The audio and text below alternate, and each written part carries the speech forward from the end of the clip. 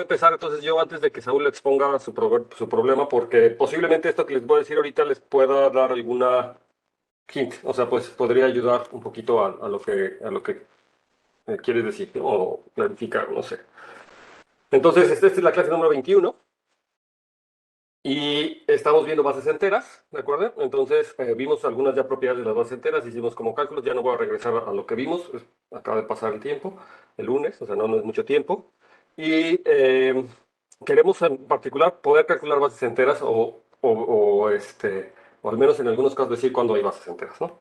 Entonces, lo que quiero es empezar con este ejemplo, y este es un ejemplo también es definición porque, y es importante en el sentido de que es el ejemplo que ustedes están trabajando en el libro de Problems in Algebraic Number Theory. Lo que les decía es que normalmente en un curso básico de teoría algebraica de números, lo que normalmente sucede en un curso de licenciatura, uno solamente se centra en este caso de estudio, es decir, en extensiones finitas de los números racionales, lo que se llaman los campos numéricos. Y en el libro tal cual de Problems in Number Theory, esa es la situación. Ustedes solamente están aprendiendo este caso. Y bueno, yo lo estoy mostrando un poquito más general porque hay estudiantes de posgrado, pero digamos que a mí me basta con que ustedes entiendan esto, ¿no? Entonces, vamos a empezar con K, una extensión finita de los racionales. Recuerden que estos campos se llaman campos numéricos, las extensiones finitas, y vamos a denotar, esta es una notación general, se denota por OK, o sea, una OK a la cerradura entera de los enteros ahí adentro. Aquí estamos tomando en cuenta que los enteros son dominios de los principales. Y entonces lo que yo sí sé es que en esta situación, como OK es la cerradura entera de los enteros y Z es un dominio de los principales, pues yo sé por lo que estudiamos la clase pasada que OK tiene una base entera, ¿no?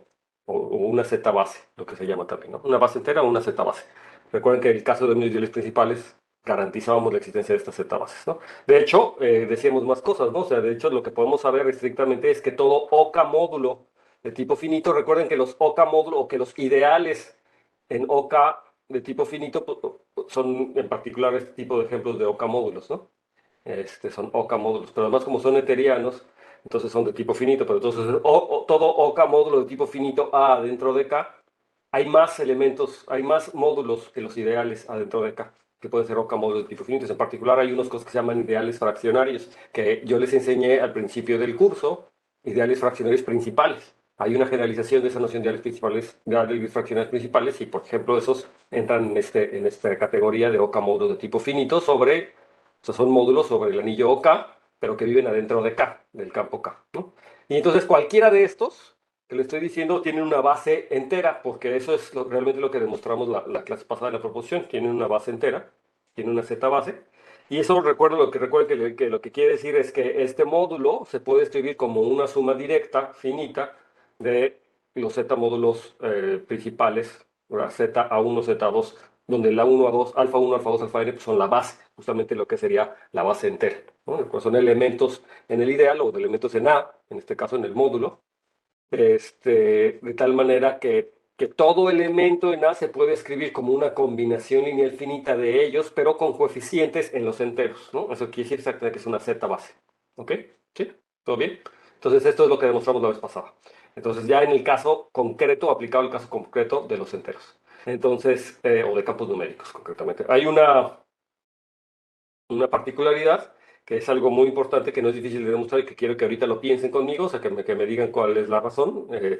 Y es que en este caso el discriminante, si yo calculo el discriminante de esta base, pues resulta que este discriminante es independiente de la base, o sea, es independiente de la base entera. Normalmente ustedes saben que cuando yo calculo, y lo estudiamos, ¿no? ¿Qué es lo que pasa cuando cambio el discriminante, cuando cambio la base? ¿Cómo cambia el discriminante? Lo calculó Héctor, ¿verdad? Si yo tengo una base en general y hago el cambio de base, ¿cómo cambia el discriminante? ¿Cómo cambia? Era cuadrado por el discriminante del otro. O sea, el A cuadrado era el A era el determinante de cambio de base. Exactamente, ¿no? Entonces cambiaba por un elemento al cuadrado positivo, donde era esto. Ahora, en este caso, lo que yo les estoy diciendo es que el discriminante no cambia cuando cambio de base.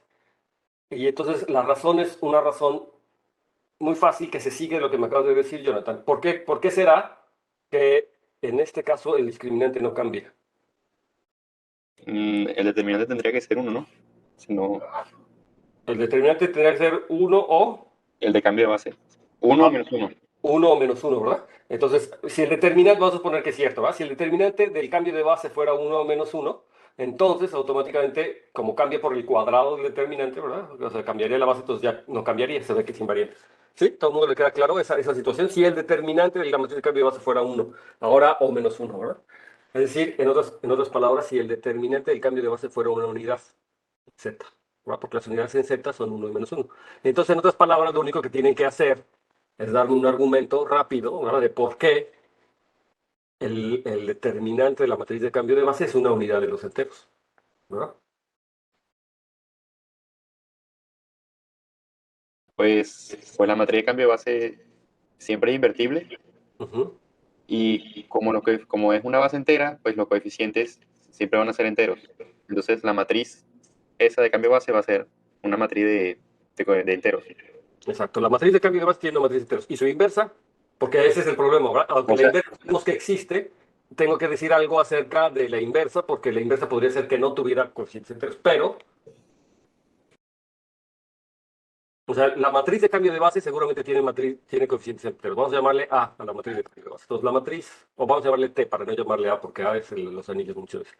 La matriz de cambio de base T tiene coeficientes enteros, tal cual, ¿no? Tiene coeficientes enteros por lo que hemos visto, ¿verdad? Por lo que es una base entera, etcétera. Tiene coeficientes enteros. Y es invertible. Eh, ok. O sea, como estamos trabajando aquí en campo, nada más tengo que tener cuidado, ¿verdad? Porque el determinante de esta matriz, el determinante de esta matriz es distinto de cero, pero la inversa tengo que dividir entre el determinante, ¿verdad? O sea, la inversa sería como la adjunta entre el determinante. Pero aquí hay un argumento más o menos fácil que me dice que, o sea, es decir, el determinante es el discriminante. A ver, el punto está en que yo no puedo concluir así tan rápido esto, o sea, decir que es invertible y ya nada más porque, o sea, con este argumento del determinante, porque es equivalente a lo que quiero demostrar, ¿verdad? Que el determinante sería uno menos uno, ¿verdad? O sea, pero más o menos sí puedo llegar a una conclusión. A ver, ¿a quién se le ocurre por qué? Más bien, o sea, la pregunta es, ¿qué onda con la inversa? ¿Quién es la inversa de la matriz? Ah, pero es que, pero es que en este caso, o sea, la inversa sería calcular el cambio de base, pero intercambiando las bases. Entonces sería exacto. otra vez entera. Exactamente. Esa es la verdadera razón, ¿no? Esa es justamente la razón. O sea, además de que la matriz de cambio de base es invertible, lo que pasa es que su inversa es otra matriz de cambio de base, es la matriz de cambio de base en el sentido contrario, y por lo tanto la inversa también tiene coeficientes enteros, y como es invertible, entonces su determinante tiene que ser una unidad en A, ¿no? Exacto. En Z, en este caso es en Z. Y entonces el determinante tiene que ser uno o menos uno, ¿de acuerdo? ¿Sí? Entonces esa es la razón. Y ahora sí, como el determinante es uno o menos uno, entonces cuando hago el discriminante por el cambio de base, cambia al cuadrado y no pasa nada, no se vio nada. ¿Sí? ¿Sí? ¿Les quedó claro? ¿Sí? El argumento no lo... Es importante que este tipo de argumento les quede claro. No lo estoy escribiendo pues, porque eso, quiero oír sus ideas, pero ¿les quedó todo el mundo claro? ¿Sí? Ok. Entonces, dado que el discriminante, perdón, aquí es independiente del cambio de base, entonces eso me permite, pues, definir lo que es el discriminante, no de la base, sino del módulo, ¿no? Entonces yo puedo denotar por A el discriminante del módulo. Y es que es por eso que a lo mejor ustedes en algunos ejercicios veían que, o en el libro, veían que le llamaban el discriminante de la extensión y no tanto hacían referencia a la base, pues justamente porque se tiene esta situación, ¿no? El discriminante del módulo, en el caso de un módulo finitamente generado, en esta situación que estás trabajando sobre los enteros, ¿no? Hay un campo numérico, pues está únicamente determinado y es independiente de la base, se calcula así. Y en particular, si yo me tomo OK, ¿verdad? OK en sí mismo es un OK módulo de tipo finito, entonces por eso es que OK tiene también una base entera, ¿verdad? OK es un OK módulo de tipo finito. Entonces también el discriminante queda únicamente determinado para una base entera de OK. Y entonces simplemente nosotros vamos a denotar el discriminante de este A módulo, o sea, de OK como D subíndice K, ¿no? Y entonces se llama el discriminante del campo numérico, ¿no? Es el discriminante del campo numérico, tal cual. ¿Sí? Hasta luego, Villatel. ¿Ok? Sí, entonces es la notación estándar que posiblemente ustedes han encontrado más en el libro o en cualquier otro libro, por ejemplo en el libro de Marcus, de campos numéricos, pues porque justamente nada más se centra en esta situación, ¿no? Ok, entonces ya tenemos que en este caso los discriminantes están únicamente determinados, no dependen de la base, está bien. Por cierto, que como ya les había mencionado anteriormente, el discriminante por la pura definición, como yo definí el discriminante como un determinante de una base, bla, bla, como el cálculo de esas cosas, yo lo puedo definir para elementos que no son bases, simplemente para n elementos, ¿verdad? N elementos cualquiera se puede calcular el discriminante. en estas pláticas yo solamente lo he hecho para bases, pero se puede hacer para otros elementos que no son bases. Y de hecho, el hecho de que el discriminante sea cero o no, digo, para bases nunca es cero en extensiones separables, pero de hecho de que el discriminante sea cero no es una propiedad importante que me ayude a distinguir, como que me dice características del conjunto de elementos que estoy tomando, ¿verdad? En particular, puedo ver que si me tomo un conjunto de elementos en una extensión separable cuyo discriminante es distinto de cero, entonces forma una base, por ejemplo, ¿no? Son linealmente independientes o etcétera. No tengo condiciones como esas. Ok, entonces nada más para aclararlo, pero por lo pronto está así. Entonces yo lo que tengo esto es el discriminante del campo numérico, pues es el discriminante del anillo de enteros, OK, que en el caso de campos numéricos se le llama únicamente así, OK es el anillo de enteros. En realidad es la cerradura entera de los enteros en el campo numérico, pero para este caso en particular se le llama el anillo de enteros. Es OK es el anillo de enteros. También en algunos casos tiene que ver esto con geometría algebraica y este se le llama el anillo estructural también es un modelo muy importante, forma un modelo muy importante en la teoría de geometría algebraica, estos anillos. Son muy importantes. Bueno, se los dejo así como curiosidad para que sepan que si ustedes estudian geometría algebraica, en particular aritmética, geometría aritmética, pues este tipo de cosas aparecen ahí y son de gran importancia. Ok, entonces esta cosa sucede para cualquier base, como ya argumentamos. Y entonces tenemos la siguiente proposición que me gustaría relacionar cómo se comportan las bases enteras cuando yo tengo dos módulos. Vamos a poner que tengo A y A', son dos OK módulos de tipo finito, entonces yo sé de entrada, como son OK módulos de tipo finito, pues tengo bases enteras tanto en A como en A', pero las bases enteras no tienen por qué ser las mismas, ¿verdad? O sea, tengo uno adentro del otro. Entonces, de hecho, no pueden ser las mismas pues, porque si tengo una base entera de A', todo elemento de A' lo puedo generar como una combinación lineal con coeficientes enteros, o sea, tal cual como está aquí. Y lo mismo pasaría para A, y si tuviera que fuera la misma base, pues tendrían que ser iguales estos dos módulos. Entonces, en particular, si uno está dentro de otro, pues tengo que tener distintas bases, no puede ser la misma. Ahora, lo que hay que recordar es que las bases enteras son bases también de K del campo numérico como Q espacio vectorial. ¿De acuerdo? O sea, las bases enteras forman una base del campo como espacio vectorial. De hecho, hay n elementos y por eso es que el número de elementos en la base entera es igualito al grado de la extensión. ¿Recuerdan eso? Entonces, lo que sí voy a tener es que la base entera de A y la base entera de A' son bases ambas de K sobre los racionales, ¿no? Son bases ambas como espacios vectoriales. Pero no bases enteras, ¿eh? Ahí la diferencia. No, o sea, la base entera, repito, de A' no tiene por qué ser, no es base entera de A en particular, ¿no? Y viceversa, ¿no? Una base entera de A no es base entera de A', a menos de que sean iguales. Ok, es lo que vamos a considerar, pero lo que queremos entender es qué onda con, pues cómo se compara, ¿no? Una base entera de uno con el otro. Después de todo, ambas sí son bases de K, bases como espacios vectoriales. Ok, y entonces lo que vamos a tener aquí, la proposición es que el índice de estas extensiones, recuerden que antes que nada A y A' son grupos, ¿verdad? Porque son OK módulos, en particular son grupos. Entonces el índice es el índice de la teoría de grupos, es el mismo, ¿verdad? Se puede definir para módulos exactamente de la misma forma. Entonces el índice de estos dos OK módulos es finito y cumple, además que si yo calculo el discriminante de este módulo, es igual al índice al cuadrado por el discriminante del otro módulo, ¿no? O sea, tenemos esas relaciones, es decir, que justamente varían por el cuadrado del discriminante. Y de hecho la demostración es fácil y se les voy a dejar de ejercicio porque esto en realidad se sigue de un resultado de la teoría de módulos que tampoco es tan difícil de demostrar. Y como yo no estoy seguro que ustedes saben teoría de módulos, ¿saben teoría de módulos? Sí, entonces como ya habían visto teoría de módulos, entonces todavía va a ser más fácil. Esto es una cosa que hay que seguir, pero yo no me quiero meter en esas cosas ahorita nada más, pero es fácil que ustedes lo vean, y es que se sigue de que, de hecho, el índice de estos módulos, concretamente estos módulos con los que estoy trabajando, son módulos OK módulos de tipo finito, el índice es ni más ni menos el cuadrado del determinante T, de la matriz T, donde T es la matriz de cambio de base,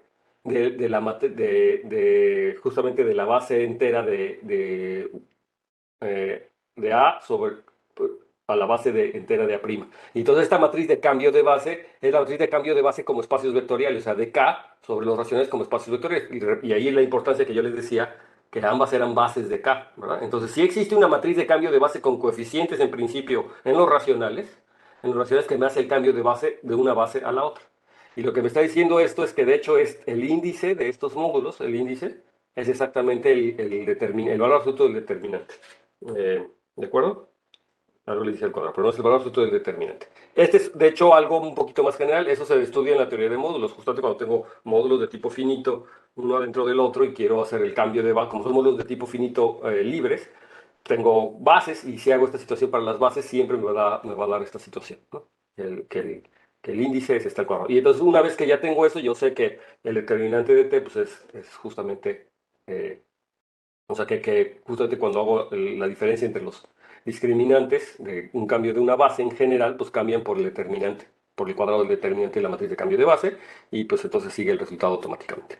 Entonces, la situación no era difícil, pero es interesante notar que aquí la constante justamente que me hace el cambio de los discriminantes, que yo lo puedo hacer, es justamente el índice al cuadrado. Es el índice de... La cosa que es interesante porque yo lo puedo calcular, ¿no? A veces es más sencillo calcular. Si yo tengo mis grupos y sé quiénes son mis grupos, calcular ese índice no es difícil. Y de hecho, pues este resultadito que está de naranja, justamente me dice cómo calcular ese índice. Es una forma fácil.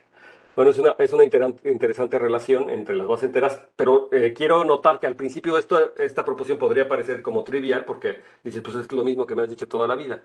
Pero aquí la diferencia está en que justamente estoy considerando bases enteras de A y A', y que las bases enteras no son las mismas. Una base entera de A no es una base entera de A', pero ambas sí son bases del campo K sobre los racionales, ¿no? Y entonces sí puedo utilizar la teoría, pero entonces esa constante, la constante en el determinante, la constante al cuadrado, me refleja una propiedad de esta inclusión, ¿no? O sea, de A adentro de A', pues que es nada más y nada más el índice al cuadrado.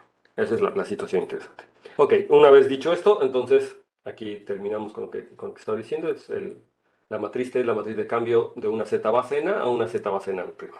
Y, ok, ahora lo que sigue es bueno, hay como una serie de ejercicios, de hecho aquí en el NURKIC están estos ejercicios que son muy parecidos, de hecho, también a los ejercicios que ustedes ya estudiaron en el capítulo 4, ¿verdad? Son más o menos en ese mismo tenor.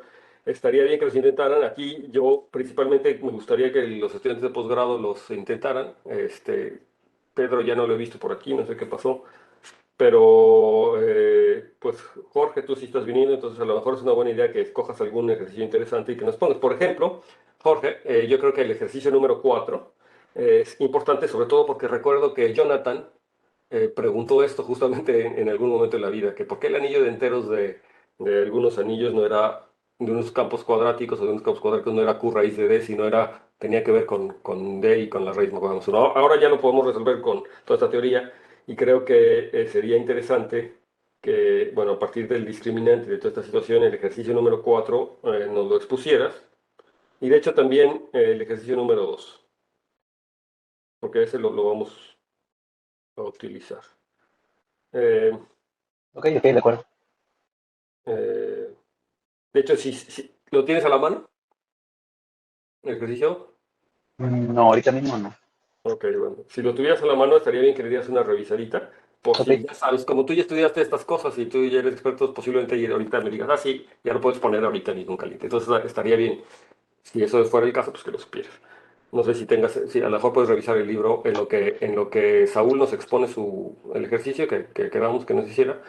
A lo mejor tú puedes revisarlo y a lo mejor nos dices, ah, sí, ya me sale, ¿no? Antes de que yo ok. empiece con el. Ok, Bárbaro. entonces, ahora vamos a dejar ahora sí que Saúl nos exponga. Déjame, no sé si te tengo que poner como.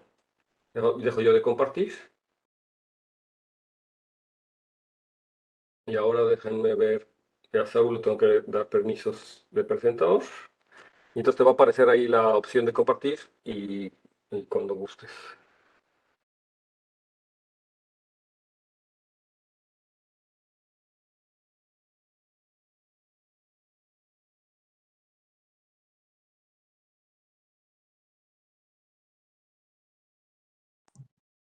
Estoy checando cómo compartir.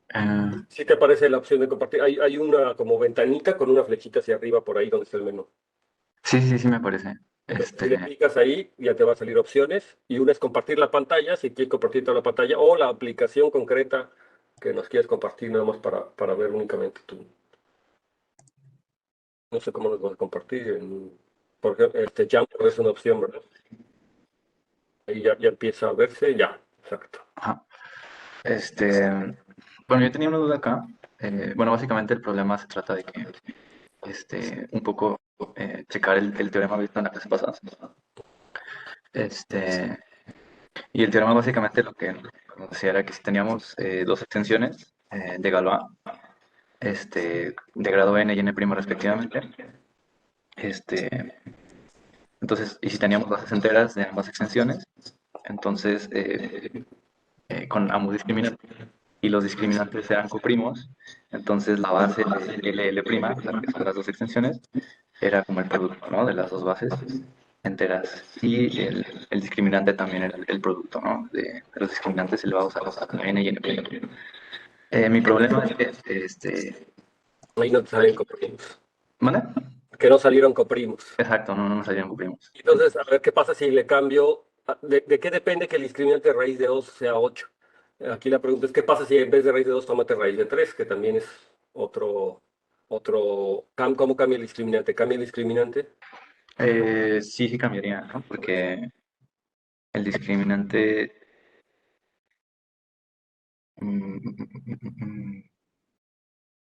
o bueno, el discriminante sí cambiaría, ¿no? Pero no sé si seguirían siendo coprimos. Me parece que sí, ¿no? ¿O no? A ver, calculate, vamos a hacerlo para 3 o para 5. Agárrate tu primo favorito manejable.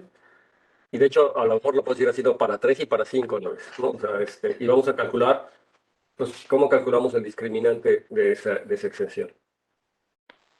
Ajá, hay un pequeño resultado de módulo 4, ¿no? Que es que si es módulo 4, si es uno módulo 4, si es congruente a 1 módulo 4, Ojo. es es simplemente el valor de la raíz, o sea, lo que está dentro de la raíz. Ujú. Y si no es congruente a 1 módulo 4, es 4, ese es el numerito, ¿no? Eso sí es libre de cuadrados. Exacto, justamente ese es el ejercicio que le estoy pidiendo a Jorge que, que exponga, justamente, ¿no?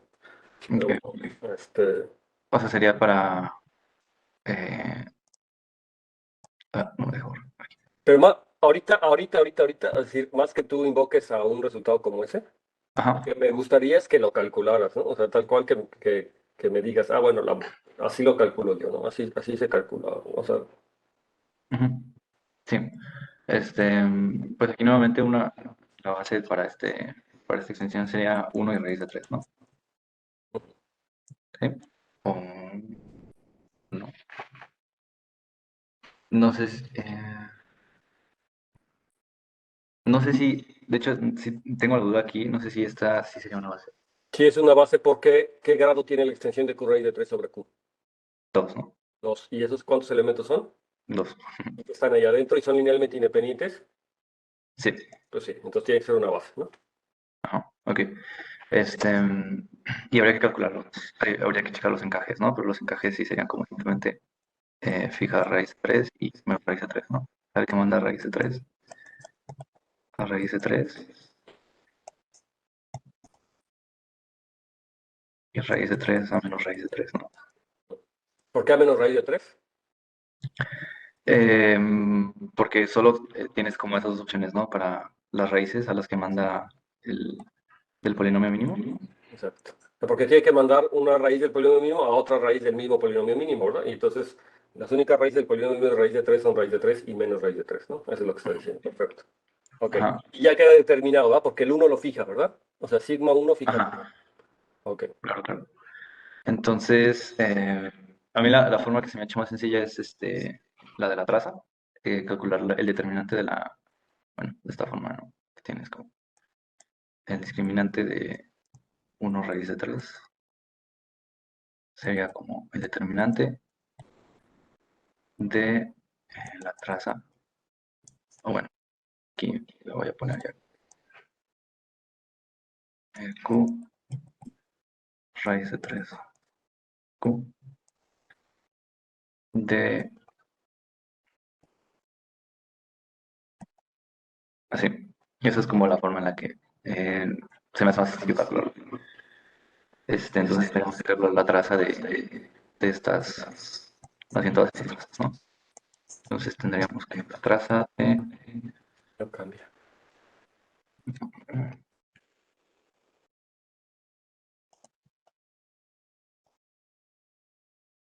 esto sería como la suma de los primeros. ¿O qué sería como? Em, mm, mm, mm.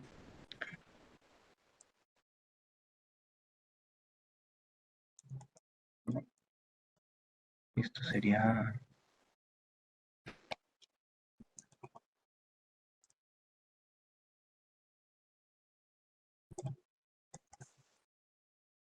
Esto sería...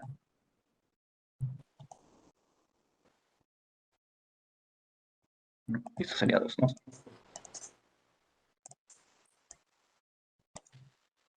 Entonces tendría que la primera entrada sería 2. Y luego sería... ¿vale? Y de hecho no tienes que calcular toda, ¿verdad? La matriz, ¿no? Mm, Porque la traza... bueno, sí, porque tienes que calcular determinantes. Sí, sí, perdón. sí. Tendría como... traza de -3 menos raíz de 3, ¿no? Así.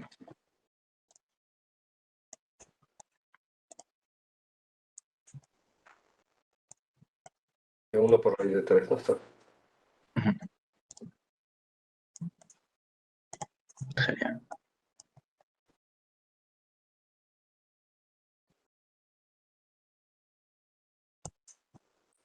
y pues esto sería 0.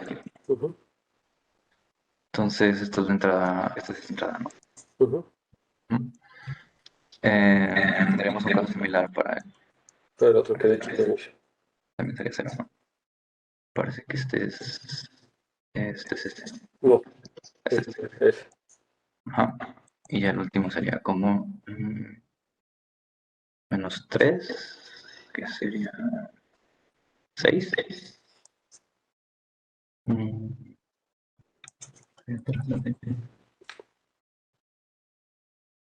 Raíz de 3 por raíz de 3 sería entonces 6. Sería no, los 3. De hecho, ahí la segunda traza es también la traza de la raíz de 3, ¿verdad? La segunda traza es... ¿cómo? ¿Perdón? O sea, la traza, tú viste la traza de menos la raíz de 3. Ajá, ese es 0, ¿no? Pero, ¿por qué menos raíz de 3? Ah, por el...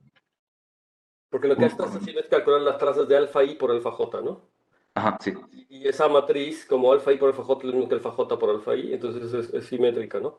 Entonces esa matriz es nuevamente la traza de raíz de 3, porque menos raíz de 3 no aparece como elemento de multiplicación de los elementos de la base. O sea, es uno por uno, luego uno por raíz de 3, luego raíz de 3 por uno y raíz de 3 por raíz de 3.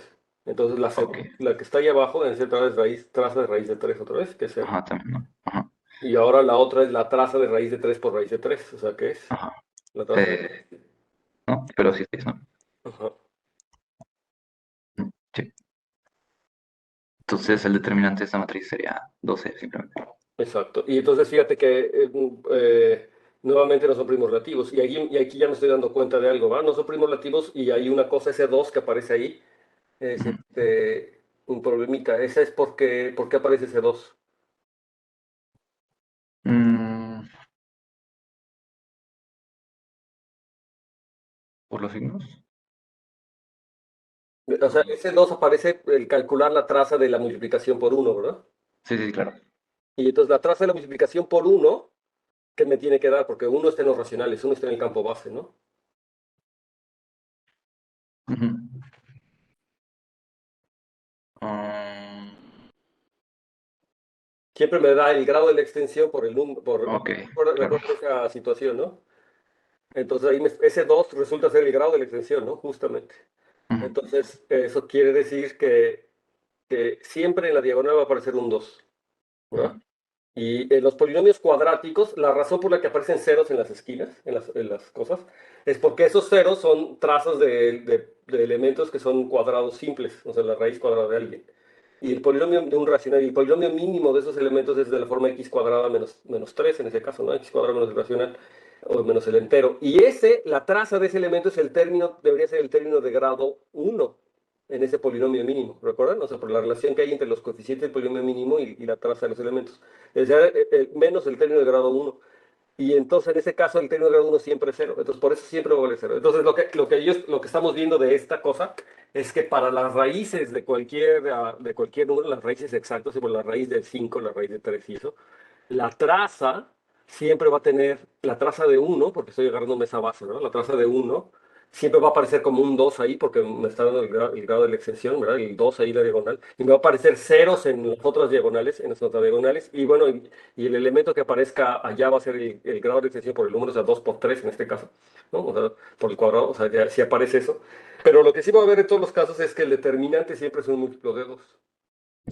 ¿Verdad? O sea, que independientemente de lo que yo haga, que me agarre, así me agarre la raíz de 7 o la raíz de 8474, siempre sea de esa forma, quieren con número primo, lo que sea, eh, el determinante, el discriminante siempre va a ser ahí un múltiplo de 2, y entonces eso va a hacer que nunca, ¿verdad? Nunca, nunca, nunca, nunca, el de 1 y el de 2, en esa situación así como lo estoy planteando, van a ser primos relativos. Ok.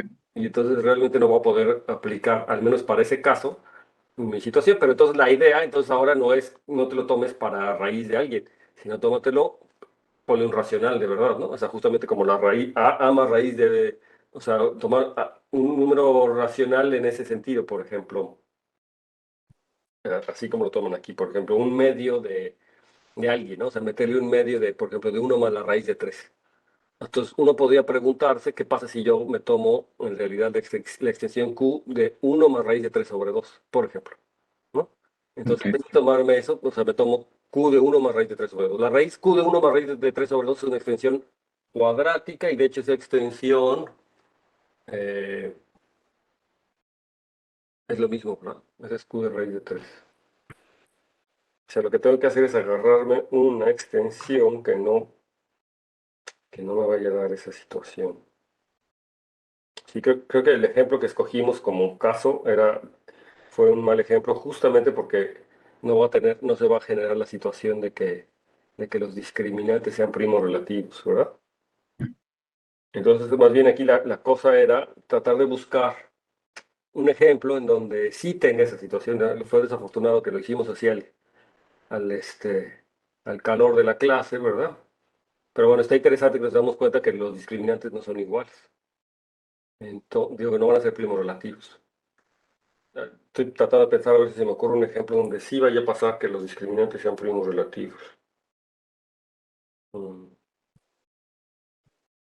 Por ejemplo, tendría que tomar un polinomio cuyo, por ejemplo, que sea x cuadrado menos x más 1. O sea, haz de cuenta, si me tomo la raíz de x cuadrado menos x más 1, que es el número áurico, ¿no? Ese es un número entero, sí, el número de oro. Y ahí la traza, de hecho, no es 2, va a ser 1, ¿de acuerdo? La traza de ese elemento. Entonces, y la cosa es, a ver, vamos a intentarlo para la extensión Q del número áurico, ¿no? O sea, Q de phi. Entonces, llámalo al número de oro, al número phi, lo que tú quieras, phi, lo que sea. Entonces, llama phi es el número de oro. Esa es una raíz cuadrada de x cuadrada menos x más 1. El- o sea, phi ya es la raíz de ese polinomio. Phi igual a la raíz o una raíz de x cuadrada más x más 1, Um, menos x, menos x. Más 1. Entonces, ¿me puedes decir exactamente quién es? ¿Es 1 más raíz de 5 sobre 2 o algo así, ¿no? ujú, O 1 menos raíz de 5 sobre 2, ¿no? ujú. Sería, Sí. este, y ese es el número de Oro, ¿no? Es el número de la proporción áurea. Y entonces, sí es ese, ¿verdad? Entonces, ese es un número entero, ¿verdad? Es un número entero, porque es cero de un polinomio con cero entero. Muy bien. Entonces, yo puedo fijarme en Q de phi. O sea, Q de phi es el campo más pequeño que contiene los racionales y contiene el número de Oro. Y es un campo cuadrático, ¿por qué? O sea, es una extensión de grado 2. ¿Por qué? Mm, pues su base sigue siendo como uno y fino. O, eso podría ser, sí, cierto, pero pues porque su polinomio mínimo tiene grado 2. Recuerde que el grado de la Ok. extensión es el grado del polinomio mínimo, ¿de acuerdo? Y ese es un polinomio reducible, claramente, ¿verdad? Porque 1 más raíz de 5 sobre 2 no es un racional. Y viceversa. Y los números áuricos no son racionales. Entonces, en efecto, yo tengo que una base es también 1 phi, ¿verdad? Eso es por la misma razón. Ujú. Pero ahora la pregunta es, bueno, ahora ¿qué pasa aquí con el discriminante? O sea, ¿qué pasa con las trazas? ¿Qué podemos decir con el discriminante de esa extensión en ese caso? Entonces, vamos a calcularlo aquí a ver qué nos da, ¿no? Ok. Bueno, una pregunta es que si esta extensión es de Galois. Mm,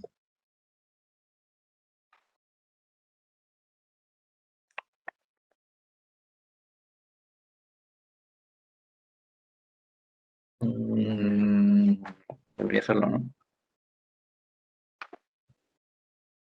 ¿Qué opinan?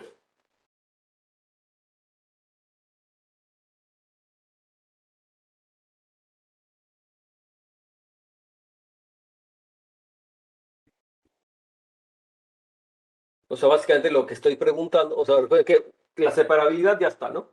Porque es un campo de característica cero. Entonces, lo único que tendría que ver es que si yo tengo una raíz en ese campo de un polinomio, entonces su otra raíz también está ahí. Entonces, lo que me estoy preguntando es, básicamente, yo sé que 1 más raíz de 5 sobre 2 está en ese campo. La pregunta es si la otra raíz del polinomio, que es 1 menos raíz de 5 sobre 2 está ahí en el campo. Sí es esa raíz, ¿verdad? Sí es esa Sí, sí. raíz. Entonces, la pregunta es si 1 menos raíz de 5 sobre 2 está en ese campo. Mm,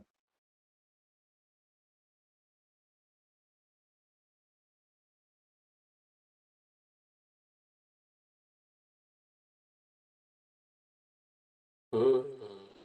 Entonces, para ver si está en ese campo, me gustaría ver si lo puedo generar como por...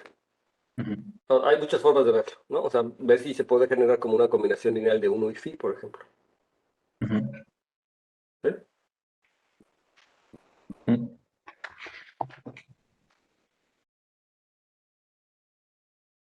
Entonces, fíjate, esto está bien bonito del número áurico, ¿no? O sea, como tú sabes que x cuadrado menos x más uno es igual a cero, Ujú, entonces yo puedo despejar el uno de esa ecuación que me queda si despejo el uno. ujú. Ok. Y ahora, en particular, si pongo phi ahí, me tiene que dar la igualdad, ¿verdad? Porque, Ujú, de hecho, eso no con x, de hecho debe ser con phi, porque como eso era igual a cero, cuando yo le valgo un phi me da cero, pues entonces esa relación de hecho se cumple con phi. O sea, lo que estoy diciendo es que menos phi cuadrada más phi es igual a uno. ¿De acuerdo? ujú. Ahora factoriza phi. O sea, en vez de x se llama phi, pero entonces factoriza phi.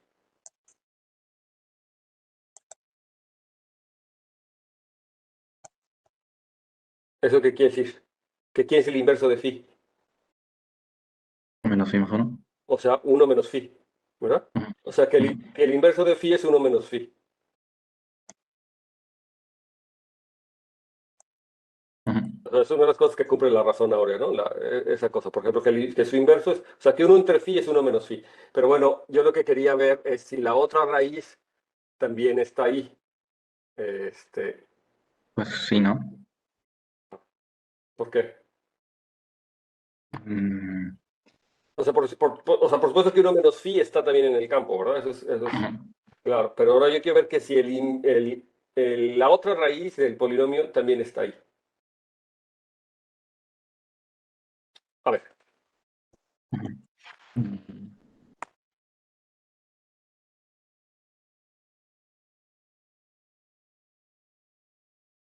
pues, llámale a la otra raíz de teta o lo que tú quieras, a la otra raíz teta.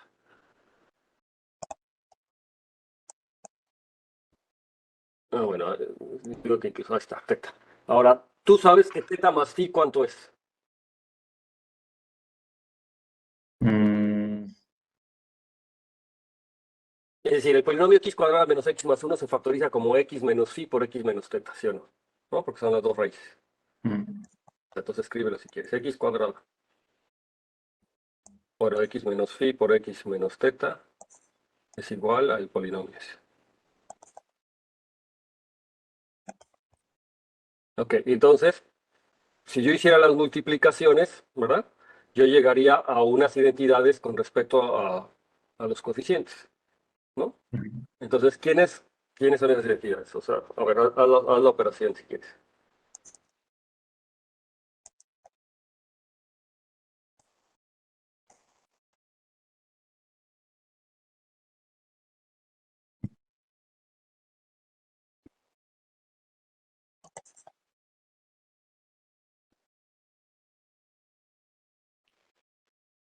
Entonces, factorizo ahora la x en el lado izquierdo.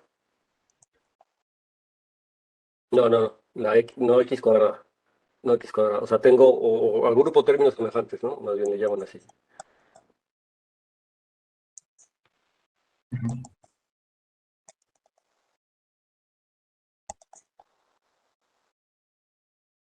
Eso.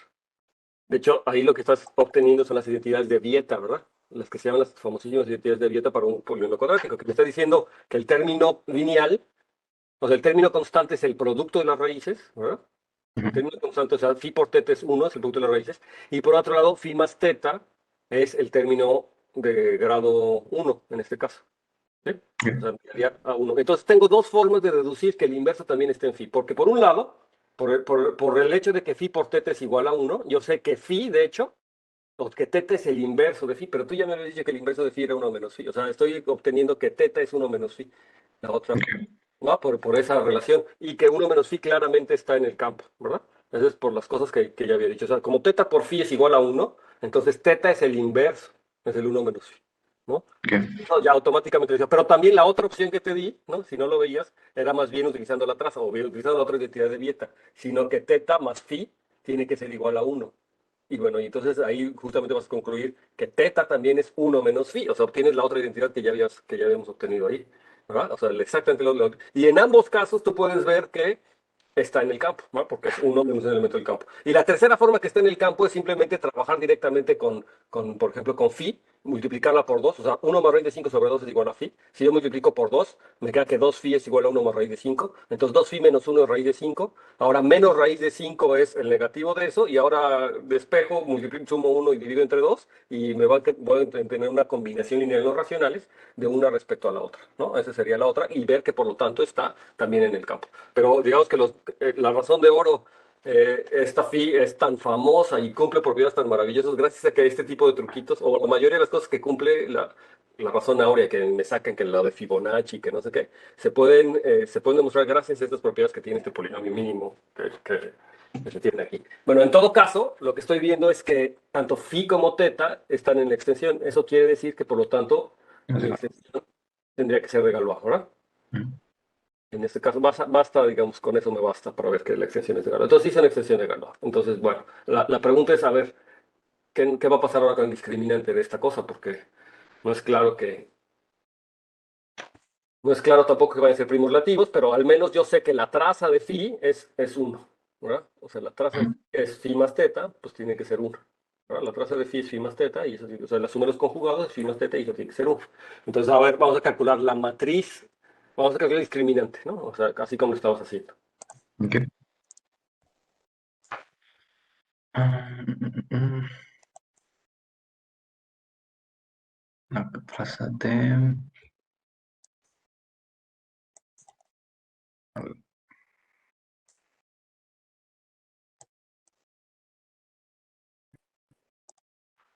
¿cómo era? Pero... ujú.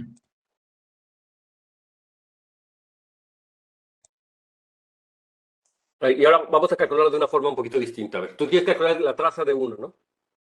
Ujú.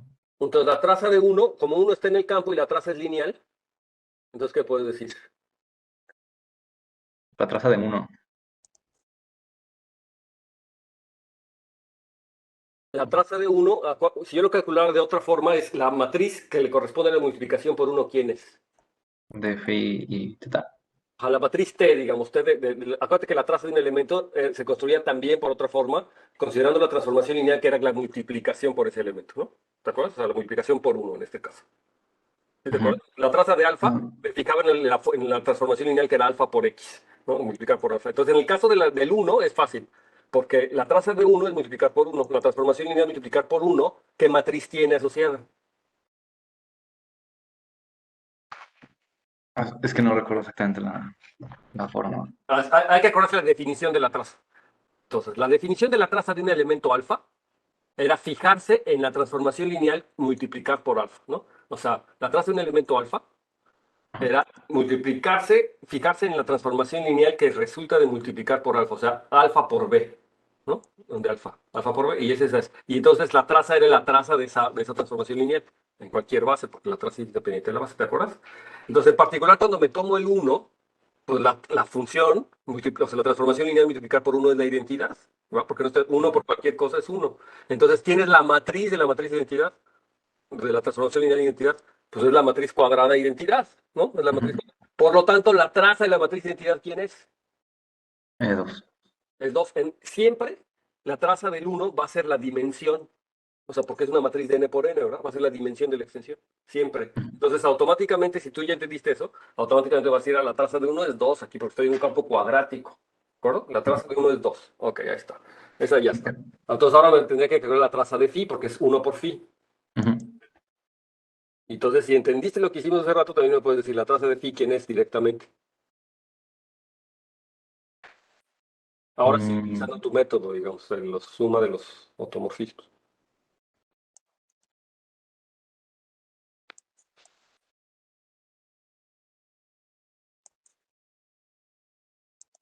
Tendrá que ser 1, ¿no? Ajá. ¿Por qué? Pues porque o sea, sería phi más teta y pues la suma de ambos es 1. Y otro resultado, eso es por la phi más teta, que vale 1. Y realmente el resultado general o la ecuación general es que también la traza la puedo calcular como el término de grado, o sea, me fijo en el término principal y me fijo en el anterior, ¿verdad? En el término de grado n-1 en el polinomio mínimo, y sería menos ese término, ese coeficiente es menos la traza. Como aquí es -1, entonces la traza tiene que ser 1, ¿no? Esa es también otra forma de calcularlo. Y de hecho aquí los automorfismos explícitamente sí puedo decir quién es. Es el que me manda phi a teta. ¿Vale? Uno es de identidad y el otro es el que me manda phi a teta. O sea, que me manda 1 más raíz de 5 sobre 2 a 1 menos raíz de 5 sobre 2.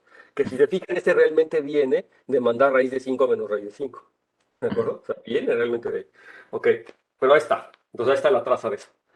Ahora, sí, no, ahora pues tengo un problema porque quiero calcular el discriminante y vamos a ver que el discriminante pues tampoco va a funcionar, creo. A ver, vamos a ver qué es lo que está pasando en ese caso. Ya sé que la matriz, pues la matriz tiene que ser una matriz triangular, simétrica, una matriz simétrica, porque las trazas de alfa j es trazas de j alfa. Y entonces aquí me va a quedar. Solamente me faltaría la traza de phi cuadrada, ¿verdad? Lo único que me falta calcular.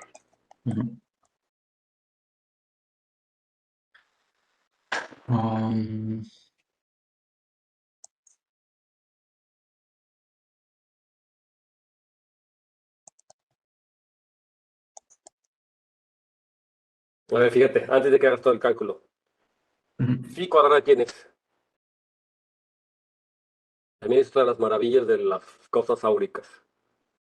Como phi cuadrada menos phi más 1 es igual a 0, entonces phi cuadrada, ¿quién es? Phi por 1 menos phi es... No, o sea, como phi cuadrada más phi menos phi más 1 es 0, entonces tú puedes despejar phi cuadrada, ¿no?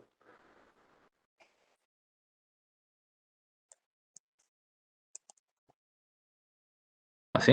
Entonces phi cuadrada, ¿quién es? 1 menos phi. Phi menos 1. Ok, no, 1 más phi, ¿no? Sí, menos phi más 1. O sea, si yo despejo me queda phi menos 1, sí, sí, tienes toda la razón. ¿Y ahora quién es phi menos 1? Teta. O menos teta, ¿no? Lo que sea. Menos teta, sí. Y entonces, ¿quién es la traza de menos teta? Es menos la traza de teta. Teta.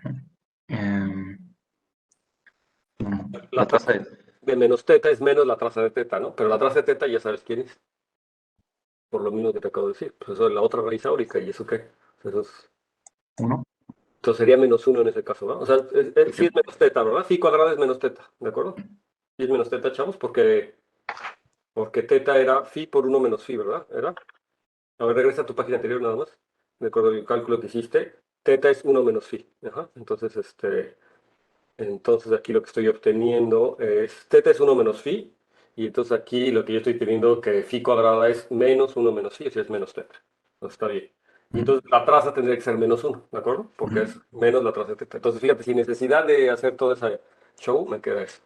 Y entonces ahora ya está. Tienes el determinante de eso. Menos 3. Sería menos 2 menos uno menos 3. Ah, mira.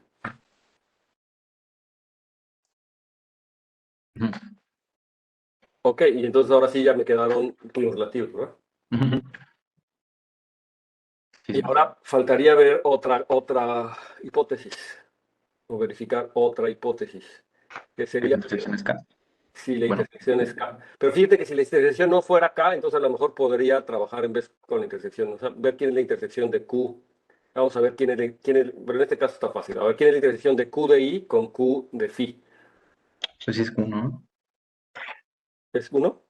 Es Q. Q. ¿Por qué? Am, pues porque Escríbelo, a ver, para tenerlo ahí. el, el generado por I es distinto al generado por phi, ¿no? Ajá.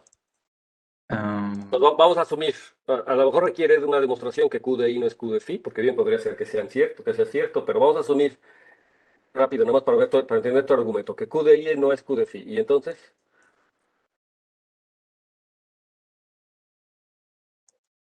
digo, porque bien podría ser que sí lo sea, ¿no? Si yo podría tener otra base. ujú. No lo son en efecto, pero habrá que decir por qué. Pero bueno, ok, te lo compro. Q de I no es Q de Phi. Entonces, ¿qué? Yo creo que Pues aquí la intersección no es cero, ¿no? ajá, La intersección es K, que aquí es Q, quería. ujú, sí. Pues nada más el elemento, o sea, el uno forma parte de más bases, ¿no? Entonces el uno genera todo Q. Por eso como la intersección de ambos, puedo hacerlo, nada más, ¿no? A ver, otra vez dime por qué no entendí tu argumento. A ver, como ellos dos son distintos, entonces, Ajá, o sea, tienes una base para...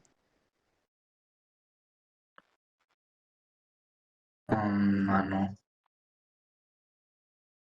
Mm, entonces aquí la sugerencia que les hago y que a lo mejor no lo ves porque no has trabajado mucho con campos, pero la sugerencia es ver dónde está, o sea, yo tengo Q de phi y Q de i y ujú. tengo la intersección y luego tengo Q, ¿no? Y ahora pensar en los grados de las extensiones. A ver qué te sale con los grados de las extensiones, ¿no? ¿Qué grado debería tener la intersección, por ejemplo? O cómo está la cosa, ¿ok? O sea, Ujú. Debería tener grado uno, ¿no? ajá. Q de la intersección es un subcampo de Q de I, por ejemplo, ¿no? Entonces yo tengo Q de I por ahí y adentro tengo Q de la intersección. O sea, la intersección de Q de I con Q de Phi. Es otro campo que está por ahí adentro. Ujú. O sea, bueno, ya está. Q de I, intersección, ese está dentro de Q de I. Y de hecho también adentro de Q de Phi, pero bueno, está dentro de Q de I. Y los racionales está del otro lado, ¿no? Está dentro de todos. O sea, los racionales Q está ahí, a ese lado. Ok. Ahora tengo una torre de campos. Ujú. ¿Cómo son los grados? Em, el, este debería ser el producto de los grados. No, a ver, sí, exacto. Debería ser el producto de los grados. A ver, escribo. El grado de Q de I. ¿Cuánto es el grado de Q de I sobre Q?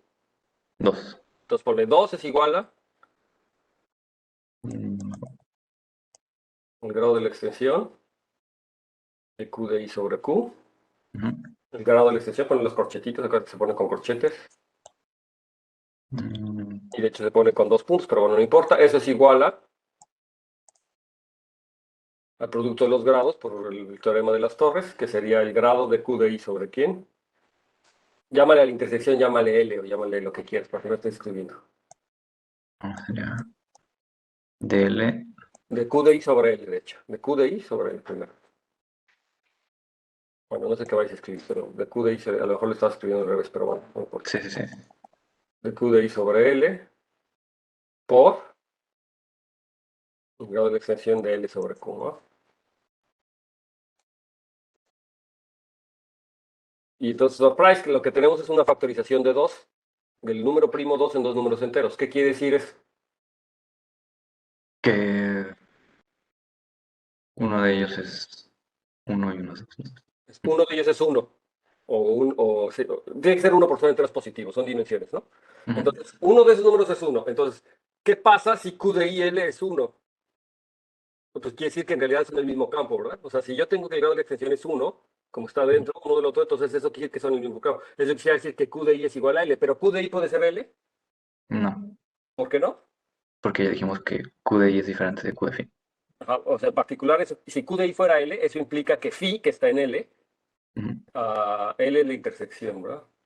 ujú, O sea, si fueran iguales, a ver, aquí hay un problemita. Si Q de I fuera igual a L, eso quiere decir que I está en L. En particular, eso quiere decir que I está en Q de phi. ujú. Eso quiere decir que I está en Q de phi, pero puede ser que I esté en Q de phi. Bueno, bueno, al menos lo que dijimos, ¿no? Si estuviera, entonces Q de I estaría completamente contenido en Q de phi y por los grados de la extensión, que ambos son de grado 2, entonces tendrían que ser iguales y eso no es cierto. ¿De acuerdo? O sea, Ujú, si Q de I está dentro de Q de phi, entonces sus grados, como son de extensiones de grado 2 ambas, tendrían que ser iguales, ¿no? Entonces no puede ser. Entonces ese caso no pasa. Entonces, ¿quién vale uno? L sobre Q. ¿No? este, ¿no? Ujú, No, ese no vale uno. El que vale uno es el grado de L sobre Q. ¿De acuerdo? Entonces, como el grado de L sobre Q vale uno, lo que concluye es que por lo tanto L es igual a Q, ¿verdad? Porque Q está dentro de L. ¿De acuerdo? ok. Ese tipo de argumentos son clásicos de la teoría de campos, ¿no? Cuando uno estudia teoría de campos es lo que hace todo el tiempo, ¿no? Entonces, es más natural cuando estudian teoría de campos que lo van a ver.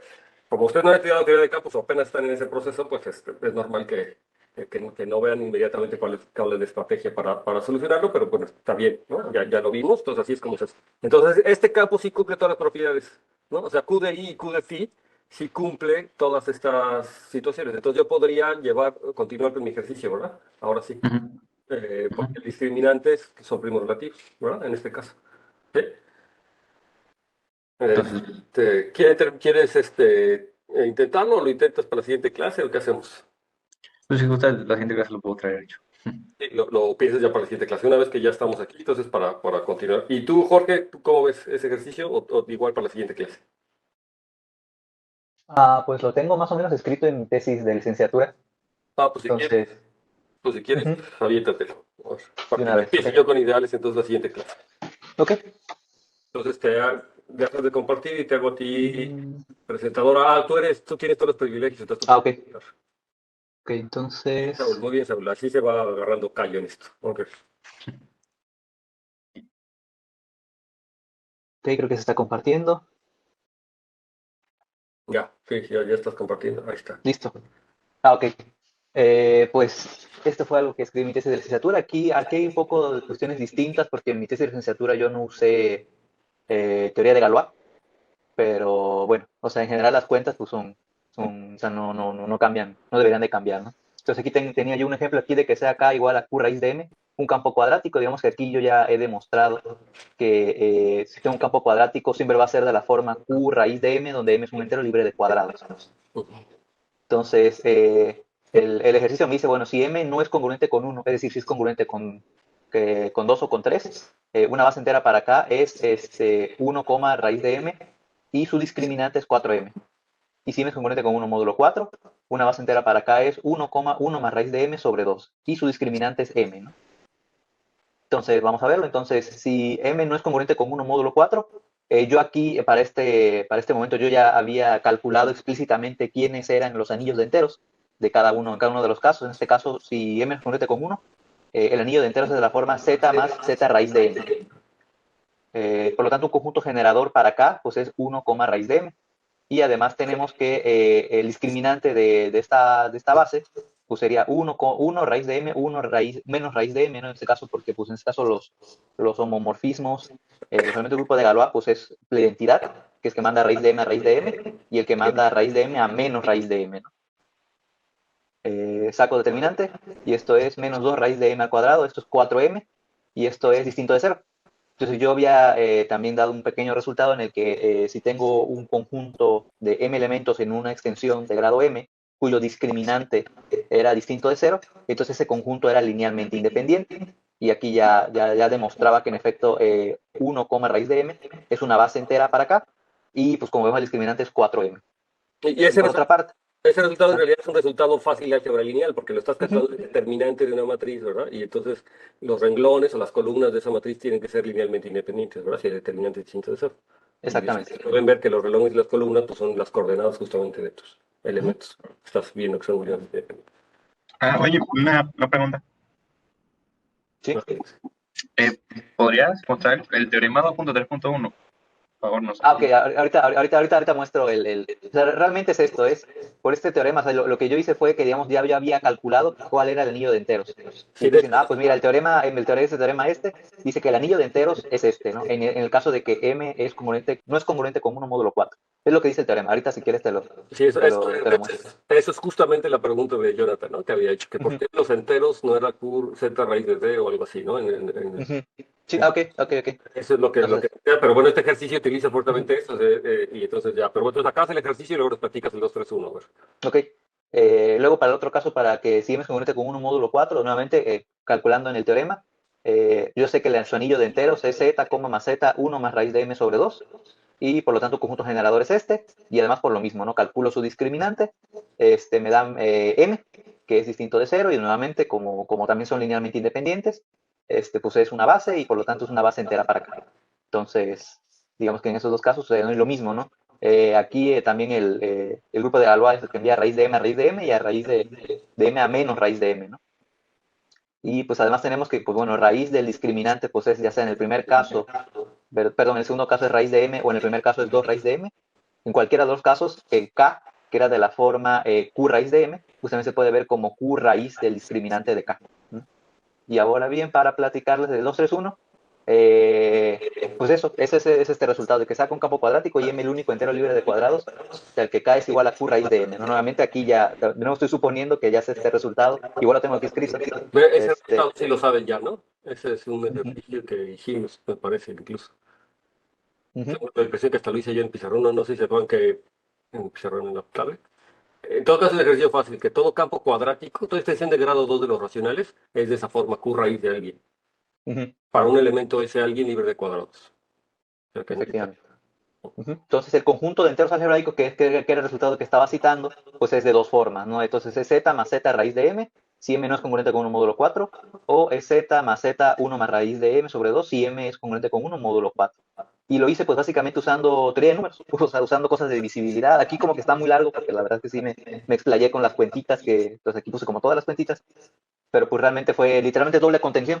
Es tomo un elemento, por ejemplo tengo A y B en el inciso A, pues tomo uno de la forma z más z raíz de m y demuestro que en efecto cumple un polinomio eh, con raíces, perdón, con coeficientes racionales que tenga como raíz a este elemento, lo cual me demuestra que en efecto es un entero algebraico, perdón, sí, un entero algebraico, lo mismo para el otro, O sea, y con todos coeficientes no son enteros, ¿eh? Con coeficientes enteros. coeficientes enteros, perdón, sí, coeficientes enteros, no racionales, coeficientes enteros. Y por otra parte, lo mismo, ¿no? Tomo un entero y pues me doy cuenta de que hay dos casitos dependiendo de cómo son la divisibilidad y todo el asunto. No son cuentitas realmente, ¿no? Entonces, es como un poquito largo, pero bueno, Ah, básicamente ese es el yo creo teorema. que más bien la pregunta de Jonathan va como en el sentido, tú me dices, Jonathan, si te estoy malinterpretando o no, de que por qué no siempre es z raíz de m el anillo de enteros. O sea, ¿qué es lo que está fallando en m? ¿Qué es lo que hay en m, verdad? O sea, porque eso es lo natural, o sea, lo primero, yo estoy seguro que cualquiera que siempre estudia teoría de números y empieza a ver esto, dice, bueno, pues si me tomo z q de i, ¿verdad? Los gaussianos, como decimos al principio, pues el anillo de enteros es z de i. Y así lo hago para varios y como que así me sale. Pero cuando lo hago para z raíz de 5 o para el subresultado que es un anillo de enteros, no es, ¿verdad? No es ese, ¿no? Ujú, Justamente si se fijan, cuando me tomo m igual a 5 pues m es congruente con 1 módulo 4. Entonces el anillo de enteros no es z raíz de 5 sino es z de 1 más raíz de 5 sobre 2. Es el de hoy, el que acabo de estudiar, ¿no? El que estamos estudiando ahorita. La pregunta es ¿por qué? O sea, ¿qué tiene ese m? O sea, ¿qué es lo que hace? ¿Qué es lo que hace? ¿Por qué? ¿Qué es lo que tiene que el número m módulo 4? O sea, a ver, a grandes rasgos, ¿nos puedes decir qué es lo que tiene ese m módulo 4 que no hace o que sí hace que... eh, ok. Bueno, pues en primer lugar, como dijo, lo hice por doble contención, sabiendo ya de buenas a primeras que esos conjuntos eran lo primero. Entonces, la primera parte, pues es tomar un elemento, por ejemplo, en el inciso A tomo uno de la forma que ya sé que son A más B raíz de M, y en este caso encuentro el polinomio tiene coeficientes enteros. Entonces, pues en efecto está en OK. Y tomo un alfa en este conjunto de aquí otra vez, o sea que es de esta forma, y encuentro otro polinomio, que es este caso G, que demuestro que tiene igual coeficientes enteros. Ahora, por otra parte, ¿no? Entonces, pues tomamos un entero algebraico en OK, ¿no? Entonces, pues yo sé que se puede escribir de la forma A más B raíz de M, A y B racionales, ¿no? Entonces, notemos que alfa pues, es raíz de este polinomio mónico, el cual demuestro que es irreducible en Q de X.